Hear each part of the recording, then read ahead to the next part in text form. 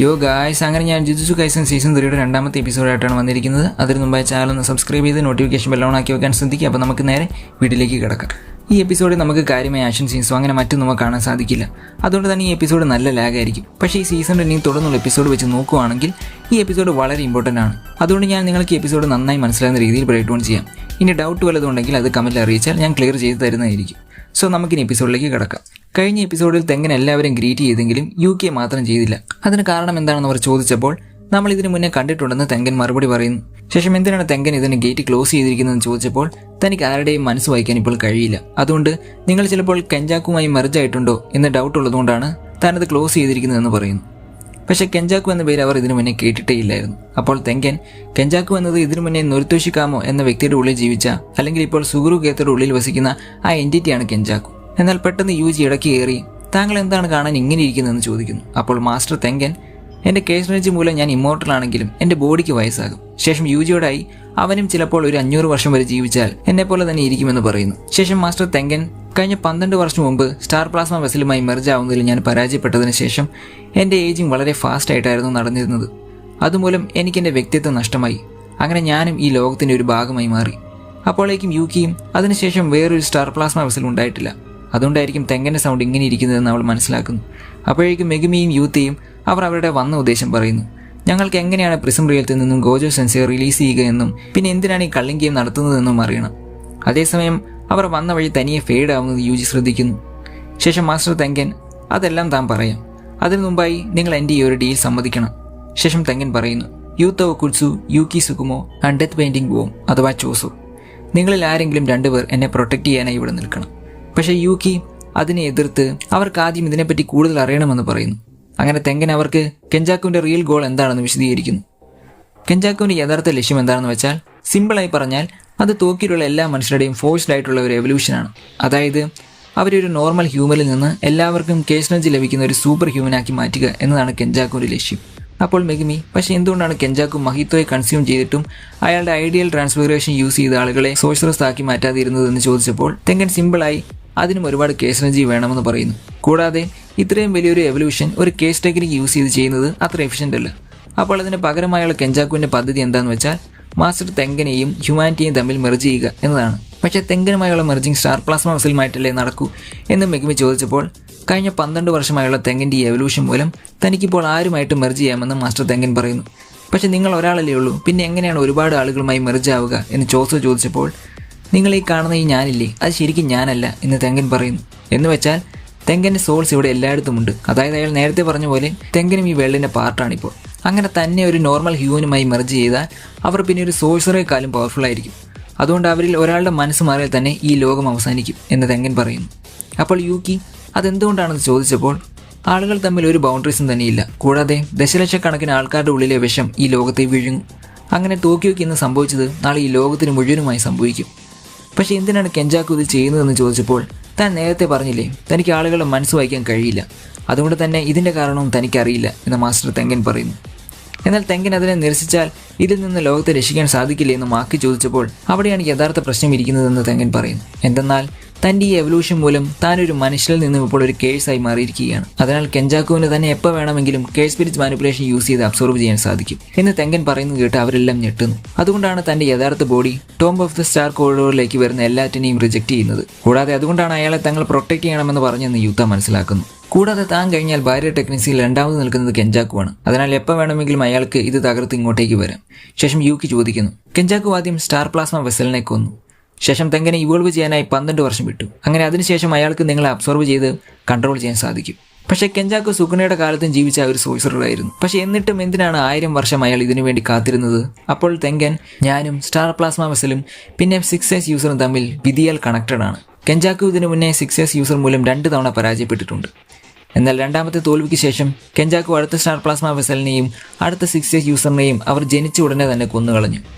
അങ്ങനെ തെങ്കനുമായി മെർജ് ചെയ്യാനിരിക്കെ അവർ വീണ്ടും ജനിച്ചു. സോ അതുകൊണ്ടാണ് അയാൾ 6S യൂസറിനെ കൊല്ലുന്നതിന് പകരം അയാളെ സീൽ ചെയ്യുക എന്ന പ്ലാനിലേക്ക് പോയത്. കാരണം ഒരു 6S യൂസർ ഉള്ളപ്പോൾ വേറൊരു 6S യൂസർ ഉണ്ടാവില്ല. പക്ഷേ വളരെ അപ്രതീക്ഷിതമായിട്ടാണ് 12 വർഷത്തിന് മുമ്പ് അത് സംഭവിച്ചത്. തോജി സെന്നിൻ്റെ കടന്നുവരവ്. ഹെവൻലി റെസ്ട്രിക്ഷൻ എന്ന പവർ മൂലം അയാൾ ഫിസിക്കലി വളരെ ഗിഫ്റ്റഡ് ആയിരുന്നു. ക്യാഷ് എനർജി ഇല്ലാത്തതിനാൽ ജുജുത്സു വേൾഡിലെ ഒരു ബൈൻഡിങ്ങും അയാളെ ബാധിച്ചില്ല. അങ്ങനെ വെറും ഒരു സാധാരണ മനുഷ്യൻ മൂലം കാലങ്ങളായി തെങ്കനും സ്റ്റാർ പ്ലാസ്മ വെസലും പിന്നെ 6S യൂസറും തമ്മിലുണ്ടായിരുന്ന ആ കണക്ഷൻ നശിക്കപ്പെട്ടു. കൂടാതെ അതേസമയം തന്നെ ഉണ്ടായിരുന്ന K-സ്പിരിറ്റ് മാനിപ്പുലേഷൻ യൂസറായ സുഗുരു ഗെത്തോയും അയാൾക്കൊരു അഡ്വാൻറ്റേജ് ആയിരുന്നു. അങ്ങനെ 6 വർഷത്തിനു മുമ്പ് അയാൾ പ്രിസൺ റിയൽമും കൂടി കണ്ടെത്തിയപ്പോൾ അയാളുടെ പ്ലാൻ സ്റ്റാർട്ട് ചെയ്യാനുള്ള കറക്റ്റ് സമയം ഇതാണെന്ന് കെഞ്ചാക്കു മനസ്സിലാക്കി. അപ്പോൾ എന്താണ് ഈ കള്ളിംഗ് ഗെയിം എന്ന് മെഗുമി ചോദിക്കുന്നു. മെർജിങ്ങിന് മുമ്പുള്ള ഒരു പ്രിപ്പറേഷൻ ആണതെന്ന് അയാൾ പറയുന്നു. അങ്ങനെ ഇവിടെ കേസ് എനർജി ബാരിയേഴ്സും യൂസ് ചെയ്ത് ഒരു റിച്വലിലൂടെ അവരെ അതർ സൈഡിലേക്ക് അഥവാ ഒരു അനദർ ഡയമെൻഷനിലേക്ക് എത്തിച്ച് അവിടെ വെച്ച് ഫോഴ്സ്ഫുള്ളി തെങ്കനുമായി ഇവരെ മെർജ് ചെയ്യിക്കുക എന്നതാണ് അവരുടെ പ്ലാൻ. ഇത്രയും കാര്യങ്ങൾ ചെയ്യേണ്ടതിനാൽ തെങ്കനും ഒരു ബൈൻഡിംഗ് വേ യൂസ് ചെയ്യുന്നുണ്ട്. അതിനാൽ അയാളും ഇതിലെ ചില കാര്യങ്ങളിൽ റെസ്ട്രിക്റ്റഡ് ആണെന്ന് തെങ്കൻ പറയുന്നു. അങ്ങനെ കള്ളിംഗ് ഗെയിമിൻ്റെ 7ാമത്തെ റൂൾ പ്രകാരം കെഞ്ചാക്കുവിന് ഗെയിം മാസ്റ്റർ ആകുവാൻ സാധിക്കില്ല. പക്ഷേ അത് ഒരേ സമയം നിങ്ങൾക്കും ഒരു ഡിസഡ്വാൻറ്റേജ് ആണ്. അതെന്തെന്നാൽ അയാളെ നിങ്ങൾ കൊന്നാലും കള്ളിംഗ് ഗെയിം ഒരിക്കലും സ്റ്റോപ്പായില്ല.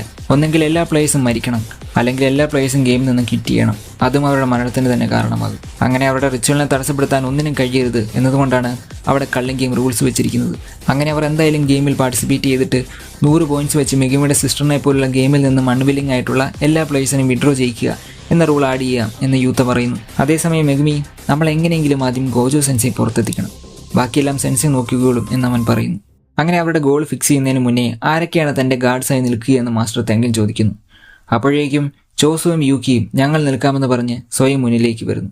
അങ്ങനെ ചോസോ യൂജിക്ക് അവൻ്റെ ഒപ്പം യൂത്തയോ അല്ലെങ്കിൽ യൂക്കിയോ ആവശ്യമാണ്, അതോടെ ഞാനിവിടെ നിൽക്കാം. കൂടാതെ മാസ്റ്റർ തെങ്കനാണ് കെഞ്ചാക്കുവിൻ്റെ ടാർഗറ്റ് എങ്കിൽ അതുവഴി തൻ്റെ ബ്രദേഴ്സിനെ തനിക്ക് പ്രൊട്ടക്ട് ചെയ്യാൻ സാധിക്കും. അപ്പോൾ യൂക്കി എനിക്ക് ഇനിയും കുറച്ച് കാര്യങ്ങൾ തെങ്കനിൽ നിന്ന് ചോദിച്ചറിയാനുണ്ട്, അതിനാൽ ഞാനും ഇവിടെ നിൽക്കാൻ തീരുമാനിച്ചു. ഒക്കോത്സുവും അതിനോട് യോജിക്കുന്നു. ശേഷം മാസ്റ്റർ തെങ്കൻ അവരോട് നന്ദി പറഞ്ഞ ശേഷം അവർക്ക് ബാക്ക് ഓഫ് പ്രിസൺ റിയൽം എന്ന കേസ്റ്റ് ഒബ്ജക്റ്റ് നൽകി ഗോജോയെ അൺസീൽ ചെയ്യാൻ ഇത് ഇമ്പോർട്ടൻ്റ് ആണെന്ന് അയാൾ പറയുന്നു. എന്നാൽ അവർ എന്താണെന്ന് നോക്കി നിൽക്കിയ യൂജി ഈ ബാക്ക് ഓഫ് പ്രിസൺ റിയൽം എന്ന് വെച്ചാൽ ബാക്ക് ഡോർ പോലെയാണോ എന്ന് ചോദിക്കുന്നു. അതേ എന്ന് തെങ്കൻ പറയുന്നു. കൂടാതെ താനിത് ഇത്രയും കാലം കെഞ്ചാക്കുവിൻ്റെ കയ്യിൽ കിട്ടാതിരിക്കാൻ തൻ്റെ ബാരിയറിനുള്ളിൽ ഒളിപ്പിച്ച് വെച്ചിരിക്കുകയായിരുന്നു എന്ന് പറയുന്നു. പക്ഷേ എന്നിരുന്നാലും കെഞ്ചാക്കു ആ സീലിൻ്റെ ഫ്രണ്ട് കണ്ടുപിടിച്ചു. പക്ഷേ ഗോജോ ഈ ബാക്കിലും സീൽഡ് ആണെന്ന് അയാൾ പറയുന്നു. അപ്പോൾ ഇത് അൺസീൽ ചെയ്ത ഗോജോ സെൻസി പുറത്തെത്തിക്കാവോ എന്ന് ചോദിച്ചപ്പോൾ ഫ്രണ്ടിൻ്റെ കൺട്രോൾ ആർക്കാണോ ഉള്ളത് അയാൾക്ക് ബാക്ക് ഡോറും ആക്സസ് ചെയ്യാൻ കഴിയൂ എന്ന് തെങ്കൻ പറയുന്നു. ഇനി അതല്ലാതെ വേറെ വഴി നോക്കുവാണെങ്കിൽ ഇൻവെർട്ടഡ് സ്പിയർ ഓഫ് ഹെവൻ എന്ന കേസ് ടെക്നിക്കിനെ നള്ളിഫൈ ചെയ്യുന്ന കേസ് ടൂളോ അല്ലെങ്കിൽ കേസ് ടെക്നിക്കിൻ്റെ എഫക്റ്റിനെ ഡിസർപ്റ്റ് ചെയ്യുന്ന ബ്ലാക്ക് റോപ്പോ വേണം. പക്ഷേ ലക്കിലി ഇതെല്ലാം ഗോജോ സെൻസിയുടെ എനിമീസിൻ്റെ കയ്യിലുണ്ടായിരുന്ന വെപ്പൺസ് ആയതിനാൽ അയാൾ അതിനെ വർഷങ്ങൾക്ക് മുന്നേ തന്നെ ഡിസ്ട്രോയ് ചെയ്ത് കളഞ്ഞിരുന്നു. അപ്പോൾ യൂജി മെഗുമിയും അയാൾക്കിത് എന്തിൻ്റെ കേടായിരുന്നു എന്ന് പറയുന്നു. അതേസമയം യൂത്ത താനും മിഗുവേലും ആ ബ്ലാക്ക് റോപ്പ് തപ്പി ആഫ്രിക്കയിലേക്ക് പോയെങ്കിലും തനിക്കത് കണ്ടെത്താനായില്ല എന്ന് പറയുന്നു. അപ്പോൾ അതിനുവേണ്ടിയാണ് ഒക്കോർച്ച് പുറത്തേക്ക് പോയതെന്ന് മിഗുമി മനസ്സിലാക്കുന്നു. പക്ഷേ വേറെ എന്തെങ്കിലും വഴി കാണില്ലേ എന്ന് യൂക്കി ചോദിച്ചപ്പോൾ കള്ളിംഗ് ഗെയിം പ്ലേസിൽ ഉൾപ്പെട്ട 1000 വർഷം മുമ്പുണ്ടായിരുന്ന ഏഞ്ചൽ എന്ന് വിളിക്കുന്ന ഒരു സോഴ്സറീസ് ഉണ്ട്. അവളുടെ ടെക്നിക്ക് ഏത് കേസ് ടെക്നിക്കിനെയും ഇറേസ് ചെയ്യുക എന്നതാണ്. അതേസമയം തന്നെ കള്ളിംഗ് ഗെയിം പ്ലേസ് ലിസ്റ്റിലുള്ള ഹനാകുറുസോ അല്ലെങ്കിൽ ഏഞ്ചലിനെ അവിടെ കാണിക്കുന്നു. അവളുടെ പവർ യൂസ് ചെയ്ത് നിങ്ങൾക്ക് ഈ സീൽ ഓപ്പൺ ചെയ്യാം എന്ന് മാസ്റ്റർ തെങ്കൻ പറയുന്നു.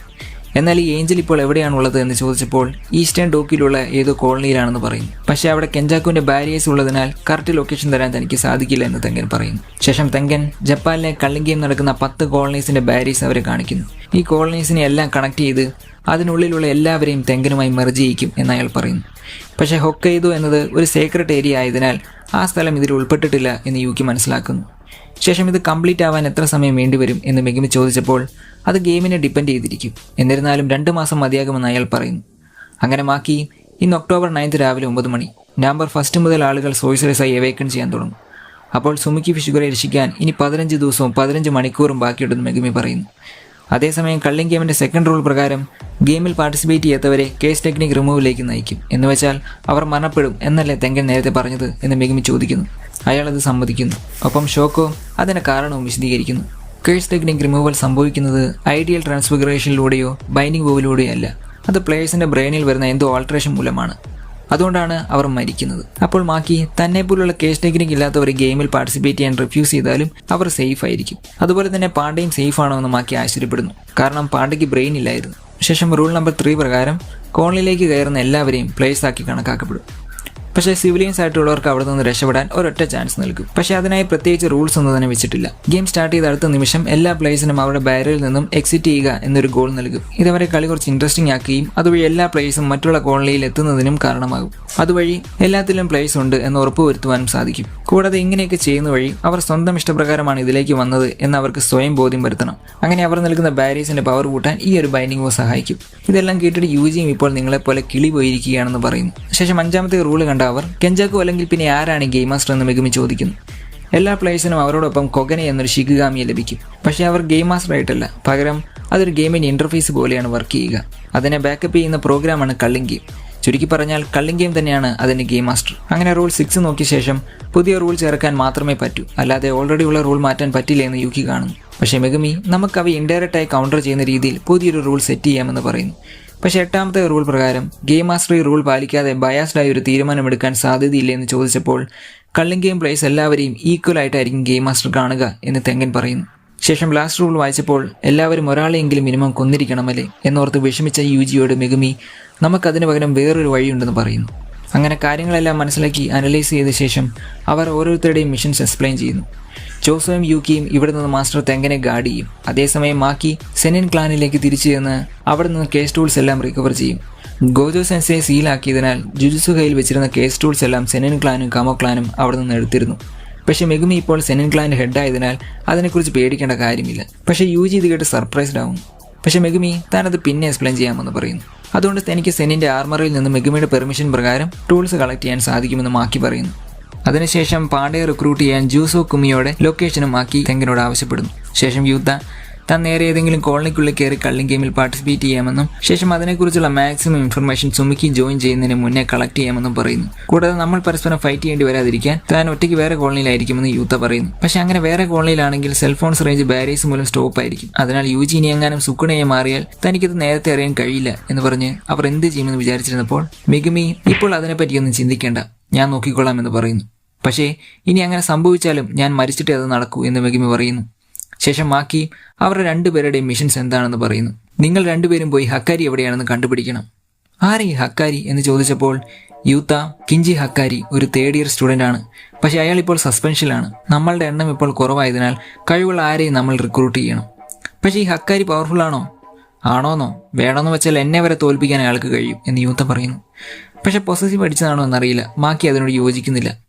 അങ്ങനെ അവരുടെ എല്ലാവരുടെയും മിഷൻസ് സെറ്റായ ശേഷം അവരെല്ലാം അവിടെ നിന്ന് പോകുന്നു. എന്നാൽ പോകുന്ന വഴിയെ യുജി പെട്ടെന്ന് ചോസോയ്ക്ക് അയാൾ ചെയ്തു തന്ന എല്ലാത്തിനും നന്ദി പറയുന്നു. ചോസോ അവൻ മരിക്കാതെ പിടിച്ചു നിൽക്കണമെന്ന് പറയുന്നു. ശേഷം അവർ പോയപ്പോൾ അവൻ പറഞ്ഞു തോർത്ത് കരയുന്ന ചോസോയും ജസ്റ്റ് കാണിക്കുന്നു. അതേസമയം ഒരു കോമഡി ക്ലബ്ബിൽ സ്റ്റാൻഡപ്പ് ചെയ്യുന്ന ഒരു വ്യക്തിയെ കാണിക്കുന്നു. പക്ഷെ കാണാൻ വന്നിരുന്നവരെല്ലാം അയാളുടെ കോമഡി കണ്ട് ബോറടിച്ചിരിക്കുന്നു. നീ ഇത് എത്ര നാളെന്ന് വെച്ചാൽ ഇങ്ങനെ? ആൾക്കാരൊക്കെ ഇപ്പോൾ നിന്നെ കണ്ട് മടുത്തു തുടങ്ങി. ആട്ടെ, നിനക്കിപ്പോൾ എത്ര വയസ്സായി? 35 വയസ്സ്. എന്നാൽ ഇതിവിടെ വെച്ച് തന്നെ നിർത്തിക്കൂ. നിന്നെപ്പോലുള്ള പണ്ടത്തെ ഒരുപാട് കൊമേഡിയൻസ് ഇവിടെ ഉണ്ടായിരുന്നു. പക്ഷെ അവരെല്ലാം ഇപ്പോൾ മരിച്ചു. അതുകൊണ്ട് നീയും നിന്റെ ഈ ചീഞ്ഞ തമാശ കൊണ്ട് ഇവിടുന്ന് സ്ഥലം വിട്ടു. ടോക്കിയോയുടെ ഇപ്പോഴത്തെ അവസ്ഥയെ നിന്നെ കൂടെ ചുമക്കാൻ ഞങ്ങൾക്ക് പറ്റില്ല എന്ന് പറഞ്ഞ് അയാൾ അവിടെ നിന്ന് പോകുന്നു. പക്ഷെ മറ്റൊരു അസോസിയേറ്റ് അവനോട് പറയുന്നു, ആക്ച്വലി നിന്റെ കോമഡി അത്ര മോശമൊന്നുമല്ല. പക്ഷെ ഇവിടെ പ്രശ്നം നിനക്കും അയാൾക്കുമാണ്. എന്തെന്നാൽ ആളുകൾക്ക് പോപ്പുലർ ആവാൻ അവർ ഫണ്ണി ആവണമെന്ന് നിർബന്ധമില്ല. കാരണം ഇവിടെ 2 തരം ആൾക്കാരാണ് എപ്പോഴും പോപ്പുലറായിരിക്കുക. 1, അവർ എപ്പോഴും ഫണ്ണി ആയിരിക്കും. 2, അവർ വിചാരിച്ചിരിക്കുന്നത് അവർ എപ്പോഴും ഫണ്ണിയാണെന്നാണ്. നീ ശരിക്കും ഇതിലേതാണ് എന്ന് അയാൾ അവനോട് ചോദിക്കുന്നു. അപ്പോൾ അയാൾ ഇത് ശരിക്കും ഒരു 50-50 ചാൻസ് ആണെന്ന് അവർ പറയുന്നു. പക്ഷേ ഇത് ശരിക്കും ഒരു 70-30 ചാൻസ് ആണ്. എങ്കിലും ഇതൊരു 50-50 ചാൻസ് ആണെന്ന് ഇവർ പറയുന്നത്. പക്ഷേ ഇത് ശരിക്കും ഒരു 70-30 ചാൻസ് തന്നെയാണ്. അങ്ങനെ അവൻ ഇതിലാരാണ് താനെന്ന് വിചാരിച്ചിരിക്കുകയും അയാൾ ഈ 2 പേരിൽ പെടുന്ന ഒരു കൊമേഡിയൻ മാത്രമല്ല, ഒരു കള്ളിംഗ് ഗെയിം പ്ലെയർ കൂടിയാണെന്ന് അയാളുടെ പേരായ ഫുമിഹിക്കോ തകബ എന്ന പേര് കള്ളിംഗ് ഗെയിം പ്ലെയർ ലിസ്റ്റിൽ കാണിച്ച് എപ്പിസോഡ് അവസാനിച്ചു. വീഡിയോ ഇഷ്ടമായ ലൈക്ക്, ഷെയർ ആൻഡ് സബ്സ്ക്രൈബ്. പിന്നെ അടുത്ത എപ്പിസോഡിൽ എന്തായാലും നമുക്ക് മാക്കിയുടെ സെനിൻ ക്ലാൻ മാസക്കർ കാണാൻ സാധിക്കുമെന്ന് പ്രതീക്ഷിക്കാം. നിങ്ങൾക്ക് എന്താണ് തോന്നുന്നത് ജസ്റ്റ് ഒന്ന് കമൻറ്റ് ചെയ്തേക്കുക. അടുത്ത വീഡിയോയുമായി ഉടനെ വരാം. അതുവരേക്കും ടേക്ക് കെയർ.